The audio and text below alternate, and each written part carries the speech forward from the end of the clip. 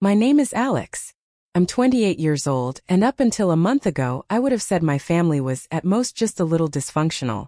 You know what I mean, the typical passive-aggressive comments at Thanksgiving, my mom showing blatant favoritism towards my younger sister, Amy, and my dad, well, he was blissfully oblivious to everything going on around him.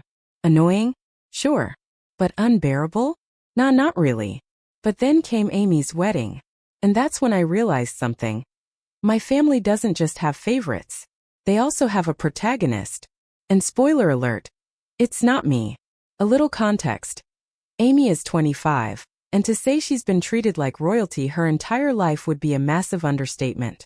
I'm talking about the girl who threw a tantrum at 16 because my parents bought me a used car. And she wanted a brand new one when she turned 16 too. And guess what? She got it. She's the golden child, the princess, the one who never does anything wrong. Even when she clearly does. Me? I was the older brother, the one who had to set a good example. Which basically meant, do everything right but don't expect to be praised for it. If I got an A on a test, my mom would shake her head and say, Alex, you're capable of more. Whereas if Amy barely scraped by with a C dash, cue the balloons and cake. Anyway, I knew going into Amy's wedding that I wasn't going to be the star of the show. Obviously. It was her wedding, and I was happy to just be a supportive brother. Smile for the photos and get through the day without any unnecessary drama. What I didn't expect, what I couldn't have expected, was the lengths they would go to make it clear exactly where I stood in this family. The warning signs were there from the beginning. First, I found out I wasn't in the wedding party. Fine, whatever, not everyone includes their siblings as bridesmaids or groomsmen. Then I found out that Amy's childhood best friend, her coworker, and her fiancé's cousin's girlfriend were in the wedding party. Okay, that stung a little, but fine. Maybe she just wanted to keep things fresh. Then came the seating chart. Now, I didn't expect to be at the head table. Of course not, that's for the couple and their inner circle. But I assumed I'd at least be sitting with our family. You know, the people I've shared birthdays and holidays with my entire life? No. When I arrived at the venue and picked up my place card, I noticed something odd. My name wasn't with my parents, my aunts and uncles, or my cousins. In fact, my card wasn't even on the seating chart. I had to ask someone where I was supposed to be sitting. A wedding planner checked the list, then gave me the most strained, uncomfortable smile I've ever seen. Oh, Alex, you're over here, she pointed. I looked and that's when I saw it. My seat wasn't in the grand reception hall, where chandeliers glittered and elegantly decorated tables filled the space. It was outside the reception hall in the hallway next to the coat rack. First, I actually laughed. I thought there had to be some mistake. Something like, oh, maybe they ran out of chairs and had to rearrange some things. But no, that was my designated seat. A sad little table near the entrance. Just me, and the faint smell of mothballs from people's winter coats. I turned back to the wedding planner, still grinning like an idiot because my brain refused to process what was happening. You're kidding, right? She looked so uncomfortable. I'm so sorry, but this is the place you've been assigned. Assigned. Like a prisoner getting their cell number. I wasn't even angry yet. I was too busy being confused, like this was some kind of prank, some weird wedding tradition I wasn't aware of. I needed answers. And I knew exactly who to ask. I found Amy near the bridal suite, basking in the glow of being the bride, surrounded by her friends and our mom, who was busy fawning over her dress. She saw me approach and gave me the fakest smile in the world. Oh, look who finally arrived. I held up my place card. Yeah, quick question. Why is my seat not in the reception hall? She blinked then laughed.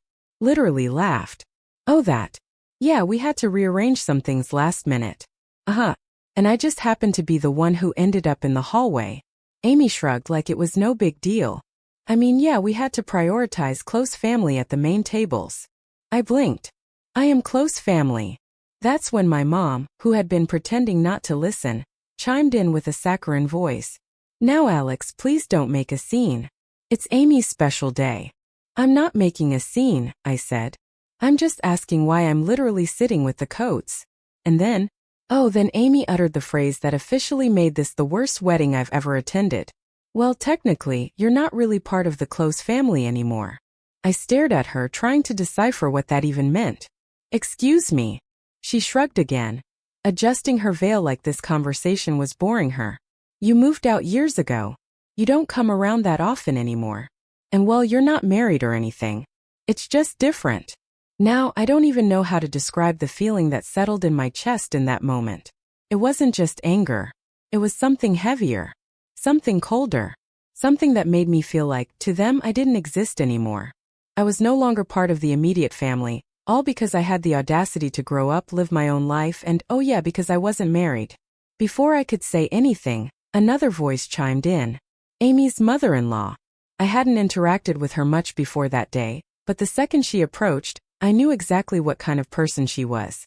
The kind who loves drama, feeds off it, and lives to fan the flames. She looked at me with a smirk. Oh, so you're Alex, she said.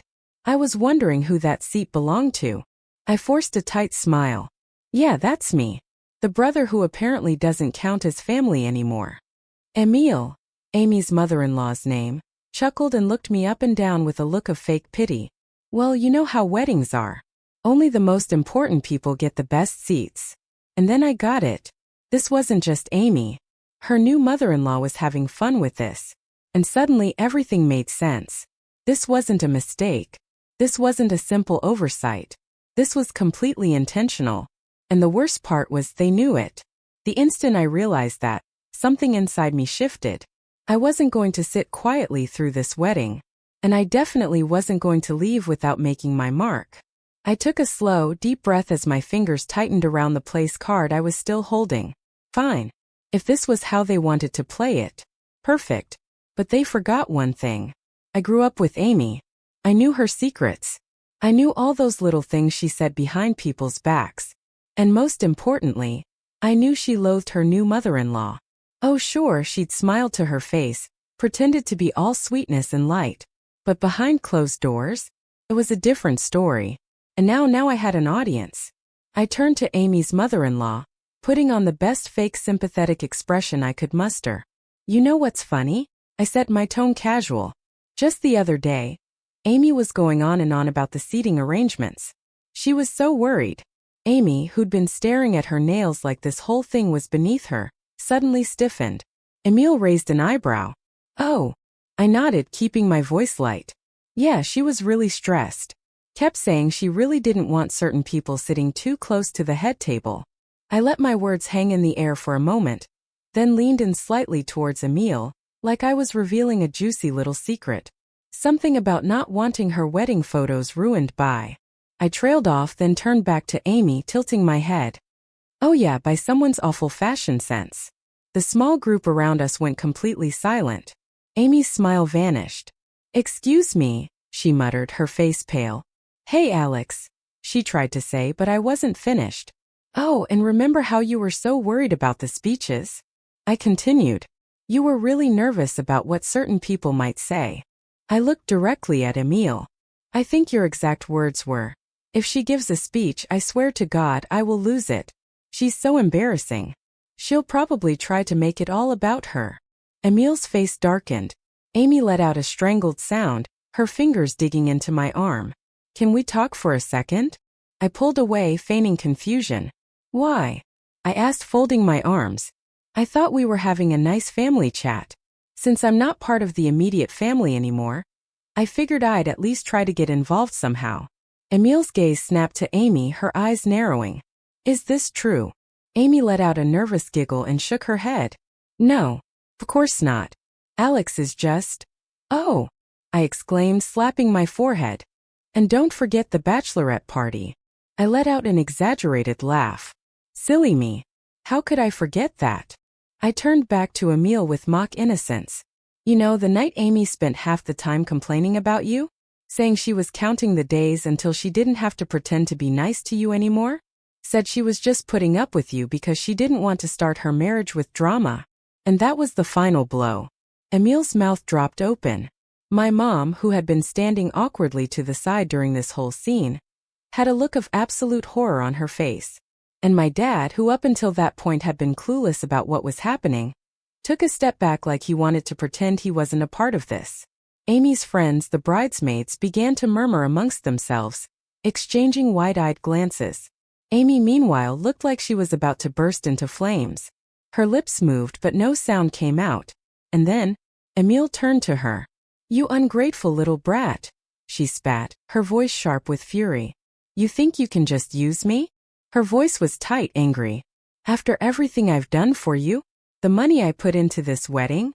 The favors I pulled? She made a sweeping gesture toward the reception hall, her perfectly manicured nails glittering under the chandelier lights. And this whole time, you've been talking about me behind my back? I didn't, Amy stammered. Emile whirled on my parents. You knew about this? You raised her to be this kind of viper. My mom looked like she was about to faint. Of course not. Amy would never. Oh, don't even try, I interrupted, shaking my head. Of course you knew. You knew perfectly well. You just didn't care. I let out a fake sigh. I mean, you raised her to believe she's the most important person in the world. Makes sense she'd start treating everyone else like garbage, right? My mom's face twisted with anger. Alex, enough? Why? I asked, my tone challenging. Because now you're upset that someone's raising their voice? How curious. Seems like it's only a problem when I'm the one telling the truth, huh? Because when Amy does whatever she wants, everyone looks the other way. When Amy literally shoved me out of the reception, people were definitely staring now. The whispers had become a constant murmur. Guests turned their heads, muttering to each other. Even the groom, who had been MI this whole time, finally appeared, frowning, clearly confused. What's going on? He asked, trying to decipher the chaos that had erupted. Emile rounded on him like a wild animal. What's going on? What's going on is that your wife is an ungrateful, backstabbing brat who's been insulting my family this entire time. The groom blinked like he couldn't quite comprehend. Wait, what? Emile pointed directly at Amy, who at this point looked like she was praying for the floor to open up and swallow her whole. She's been badmouthing me for months. Complaining about my dress, my speech, my very presence. Saying she's only putting up with me until she doesn't have to anymore. The groom turned slowly to Amy, his face hardening. Is this true? Did you actually say those things? Amy started shaking her head frantically, with the desperation of someone who knows they're cornered. No. Well, I mean, not like that. Not like that. Emile scoffed, her voice dripping with sarcasm. Oh, please. And here I thought you actually cared about this family. And that's how the wedding officially turned into a war zone. Amy and Emile were screaming at each other. My mom was trying to calm the situation down with no success. My dad had the face of someone wondering if the ocean was close enough to just disappear into. And the groom, well, the groom was just standing there looking shell-shocked with the expression of someone who'd just been hit in the face with a frying pan. Me? I just stood there, watching the disaster unfold like I was watching a Broadway show, sipping my champagne with complete tranquility. And to be honest, it was beautiful. But the best part? The true jewel of the show? It wasn't over yet. Amy's voice was getting higher and higher, shrill and shaky, as she turned desperately to her new husband. Are you going to believe her over me? She shrieked, pointing at me furiously. The groom was still trying to process everything, his jaw tight, his expression flitting between disbelief and embarrassment. As the guests watched openly, he muttered, I don't even know what to say, Amy. I mean, did you say those things or not? Amy huffed. It was taken out of context. I raised an eyebrow, feigning surprise. Taken out of context? Ah, yes, the classic cop-out. I put on my best mocking voice, raising my hands and making air quotes. Oh no, I didn't mean it like that. Then I lowered my voice and said firmly, just drop it, Amy. You got caught. And let's be honest, if I hadn't said anything, you wouldn't have cared anyway. Amy's fury was building. Desperate, she turned to my parents. And you're okay with this? My mom opened her mouth, then closed it, then opened it again like a fish out of water, trying to find the words to salvage the situation. We don't condone. Oh, just stop it, I interrupted, waving my hand dismissively. Of course you knew. You always knew. But you didn't care. I let out a fake sigh, looking directly at my mom. Come on, Mom. You raised her to believe she's the most important person in the world. Are you really surprised she ended up treating everyone else like garbage? Mom's face twisted with rage. Alex, enough? Why? I shot back. Because now it bothers you that someone's raising their voice? How curious. Seems like it's only a problem when I'm the one raising it. Because when Amy does whatever she wants, Everyone looks the other way. You're ruining my wedding, Alex. Amy screamed, completely unhinged. Her face was so red, it looked like it might actually explode. I looked around dramatically, spreading my arms wide. I'm ruining it? Oops. My bad. I didn't realize I was the one treating my family members like garbage and talking smack about the groom's mother. I turned to the guests, who were still watching with wide eyes. What do you guys think? Who's really to blame here? Some looked away, clearly not wanting to get involved. But then, one of Amy's bridesmaids whispered something to the woman next to her, and that woman started laughing. A laugh that made Amy's blood boil. You think this is funny? Amy spat, whirling on them furiously. The bridesmaid's lips curved into a barely contained smile. Well, a little, yeah. Oh, this was getting good. Amy's hands clenched into fists. But before she could explode again, I decided I'd had enough. Frankly, I was getting bored. I let out a dramatic sigh, shaking my head. Well, it's been lovely. Truly a fantastic experience. But I think it's time for me to go. Amy scoffed, throwing her hands up in frustration. Fine. Leave. I grinned. Oh, don't worry, I will. I turned towards the gift table, scanning the pile of elegantly wrapped boxes. And there it was. My gift. The one I'd spent weeks picking out. The one that had actually required effort, thought, and most importantly, money. Amy followed my gaze and her eyes widened. Alex, don't. Whistling to myself, I walked over to the table, humming cheerfully as I picked up the gift. You're seriously taking it? Amy said in disbelief. I gave her a deadpan look. Why would I leave it? I'm apparently not family, remember? I let out a mock gasp, clutching my chest. Oh my God. What if I accidentally contaminated it with my peasant germs? Amy went red as a beet. You're such a child. I shrugged, tucking the box under my arm. Maybe. But at least I'm not a D-list actress who thinks she's the protagonist of a fairy tale. I turned to Emile, who was still glaring daggers at Amy. Hey, Emile. Good luck with this one. I give it a year. Emile let out a genuine chuckle, and Amy let out a furious shriek. I turned and headed for the exit, leaving behind a silence so thick you could cut it with a knife. The guests were still whispering. The music had stopped completely. The atmosphere had shifted entirely, from joyous celebration to complete disaster.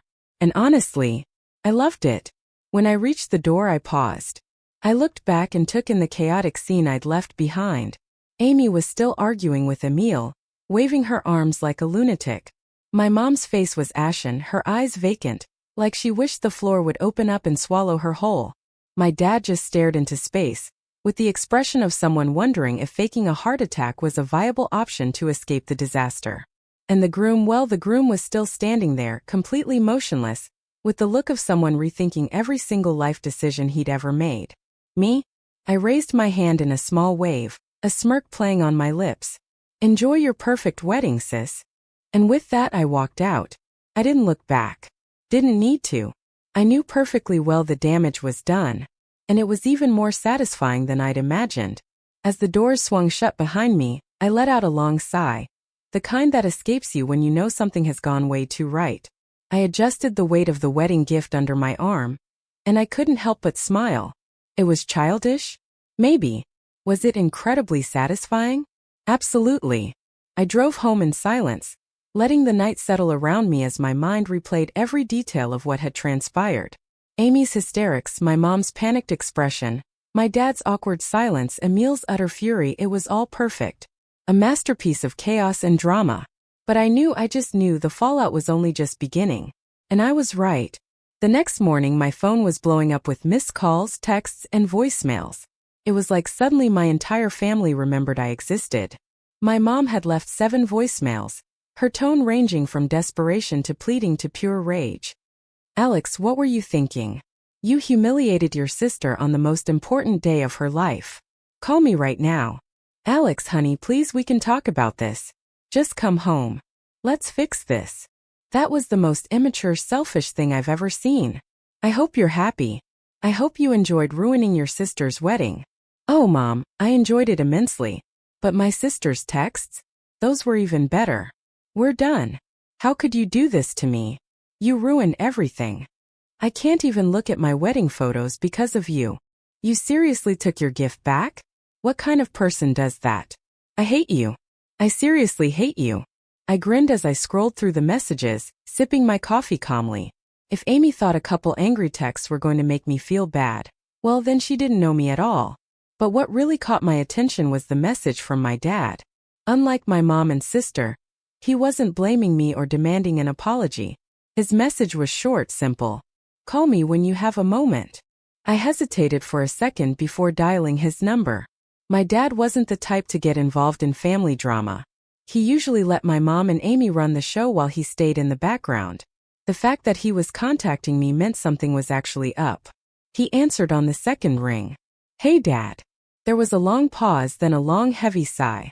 One of those sighs that makes it clear someone is exhausted from trying to fix the unfixable. Why did you do that? I scoffed. Do what? Expose Amy for the spoiled brat she is. He let out another sigh, and for a moment I thought I was about to get a lecture. But instead, he let out a low, tired chuckle. Yeah. I guess she kind of had it coming. I froze. Wait, you agree with me? I didn't say that, he replied. But his tone was different. Softer. But I saw what happened. I saw how your mother and Amy treated you. And it wasn't right. I sat back in my chair, crossing my arms. So you're the only one who isn't blaming me? There was another pause. I'm not the only one. Turns out, the wedding hadn't exactly gone back to normal after I left. The damage I'd caused had been irreversible. Emil had completely lost it after I exposed Amy. She'd publicly berated her in front of everyone, demanding to know if what I'd said was true. And Amy, being Amy, had panicked. Tried to lie, tried to play innocent. But apparently, Emil had already suspected something wasn't right. My little reveal was the straw that broke the camel's back. By the time the reception was over, Emil had practically disowned Amy. And the groom, well, he was furious. Apparently, up until that point, he'd been convinced that Amy and his mother had a wonderful relationship. He had no idea Amy had been talking trash about her behind his back. Finding out like that, in front of everyone? Well, it wasn't the best start to a marriage. According to my dad, he and Amy had a monumental fight that night. The kind of fight that makes you rethink whether you should even be married. And my parents? Oh, they got caught in the crossfire. My mom tried to do damage control, but Emil wasn't having it. She blamed her for raising a spoiled brat. And she made it perfectly clear she didn't want Amy anywhere near her family again. It was a complete disaster. A full, irreversible meltdown. So what now? I asked, genuinely curious. Dad let out another sigh, longer and heavier than the last. Amy. Well, she's not taking it very well. I rolled my eyes. Shocker. She's blaming you for everything, Dad added. Thinks that if you hadn't said anything, none of this would have happened. I let out a laugh. Oh, of course.